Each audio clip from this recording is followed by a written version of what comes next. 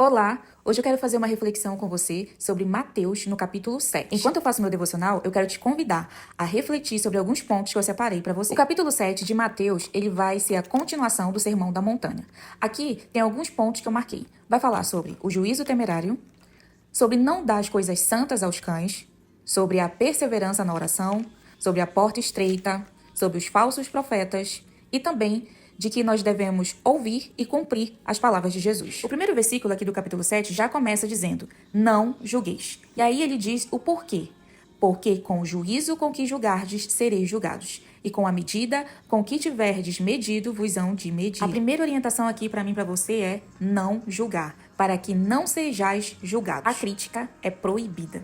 A gente percebe que a crítica acaba tornando as coisas piores do que realmente elas são. E é justamente isso que o Senhor está nos trazendo aqui um alerta. Além disso, o julgamento ele não pode ser hipócrita. Olha só, durante todas as escrituras a gente vai perceber que o Senhor ele condena o espírito crítico e o julgamento destrutivo. Ele quer nos ensinar a substituir esse hábito de julgar as pessoas por atitudes de mansidão e de que vai edificar uns aos outros. Por isso que ele vai dizer, não julgue, não julgar. Ele vai dizer, fale a verdade com amor, evite fofocas e contendas e por aí vai. E como eu percebo se eu estou sendo essa pessoa que vive julgando os outros e criticando? De forma simples, você precisa praticar o autoexame e encorajar as outras pessoas ao invés de focar nos defeitos dela. Então, se você está olhando apenas para o defeito das pessoas e não está sendo nem um pouco empático, perceba, você pode estar sendo extremamente uma pessoa crítica e que vive julgando os outros. Deus ele quer que a gente promova um amor fraternal e que haja paz e graça nos relacionamentos. Deus quer que você vença o espírito crítico e pare de fazer julgamentos destrutivos. Vamos adotar uma postura mais acolhedora e menos julgadora no nosso dia a dia? Para isso, a gente pode aplicar alguns princípios que vai nos auxiliar a cada vez que a gente pensar ou fizer algum tipo de crítica ou julgamento. Olha só, faça o autoexame primeiro. Antes de apontar um erro, pergunte-se a si mesmo se você também não falha nessa mesma área.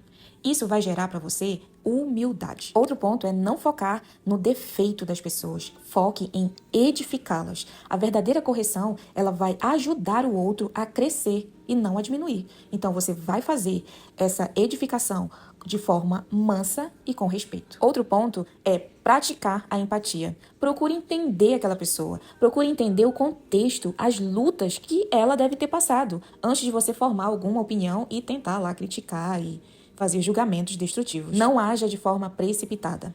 Pense, analise, espere e aí sim, depois você pode dar a sua opinião ou falar algo mais de forma que vai edificar, trazendo empatia e fazendo autoexame em você em primeiro lugar. Isso vai ajudar a você lidar com as suas próprias emoções, com as dos outros e melhorar os seus relacionamentos. No capítulo 7 de Mateus também vai falar sobre a bondade dele, sobre os dois caminhos, os falsos profetas, sobre quem entra no reino do céu e sobre os dois alicerces e também sobre a autoridade de Jesus. Ele traz 3 verbos aqui que estão no imperativo no grego. Pede, busca, bate. Então Deus quer que você faça essas 3 coisas, pedir, buscar e bater. Isso indica ações continuadas, ou seja, a persistência na oração. Ele também nos estimula a oração. Enquanto muitos acreditam que Deus não tem um tempo para ouvir as suas orações, Jesus mostra que Deus tem prazer em suprir suas necessidades e desejos. A Bíblia nos encoraja a orar de maneira persistente. Quantas vezes nós pedimos e pensamos que não somos ouvidos nem atendidos e aí deixamos de pedir?